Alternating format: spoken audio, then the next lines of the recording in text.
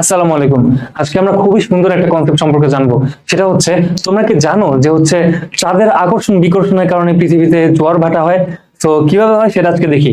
তো প্রথমে যেটা তোমরা আগে থেকে জানো সেটা হচ্ছে নিউটনের সূত্র অনুযায়ী মহাবিশ্বের প্রতিটি কণা বা প্রতিটি বস্তু একটা একটাকে আকর্ষণ করে।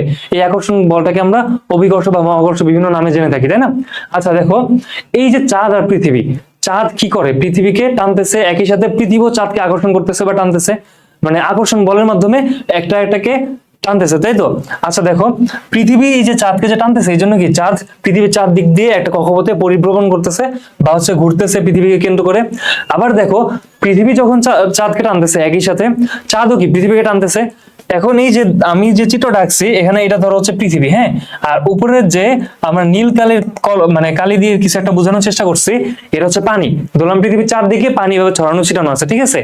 আচ্ছা, এখন যেটা হয়, চাঁদ যদি পৃথিবীকে টানে সেক্ষেত্রে কি হবে বলতো? এই যে এই পাশে যে পানিটা আছে এটা কি করবে? একটু উপরে উঠে যাবে না? এই পানির লেভেলটা কি উপরে উঠে যাবে না? যদি এতটা উপরে উঠবে না, মানে আমি একটু বোঝানোর জন্য ভাবে আঁকছি। দেখো, চাঁদের আকর্ষণের কারণে কি হলো, এই পানিটা একটু উপরে উঠে গেল, ঠিক আছে? বা পানির লেভেল যেটা সেটা একটু উপরে উঠে গেছে, এই জন্য কি হবে, এখানে জোয়ার হবে, ঠিক আছে?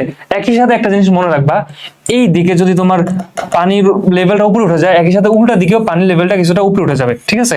সো দেখতে কিরকম হবে দেখো, এটা মুছে দিই আমি। এই যে একটা চিত্র আগে থেকে আঁকা রাখছি না, তখন পৃথিবীর অবস্থাটা দেখতে এরকম হবে, ঠিক আছে? দেখো, চাঁদের আকর্ষণের কারণে কি হলো, এই পাশের পানিটা উপরের দিকে বা চাঁদের দিকে চেপে গেছে। এখন দেখো, এক পাশের পানি যদি চাঁদের দিকে চেপে যায়, পৃথিবীর মধ্যে একটা আনব্যালেন্স অবস্থা তৈরি হবে না? সো এটাকে ব্যালেন্স করার জন্য দেখা যায় যে এই পাশের পানিও একটু উপরে থাকে, মানে এই দুটা জায়গায় তখন কি হবে, জোয়ার হবে। আর অন্য জায়গাগুলোতে কি হবে, ভাটা হবে। বুঝতে পারছো? সো খুবই সিম্পল একটা কনসেপ্ট না? শুধুমাত্র এই যে তোমার মহাকর্ষের বিষয়টা বুঝলে এই চাঁদের জোয়ার ভাটা অনেক সহজেই বুঝে যাওয়া যায়, ঠিক আছে? সো আজকে কনসেপ্ট এটুকুই। নেক্সট দিন আবার আমরা আসতেছি আরো সুন্দর সুন্দর ভিডিও নিয়ে। আমাদের চ্যানেলটা সাবস্ক্রাইব করে রাখো। আল্লাহ হাফেজ।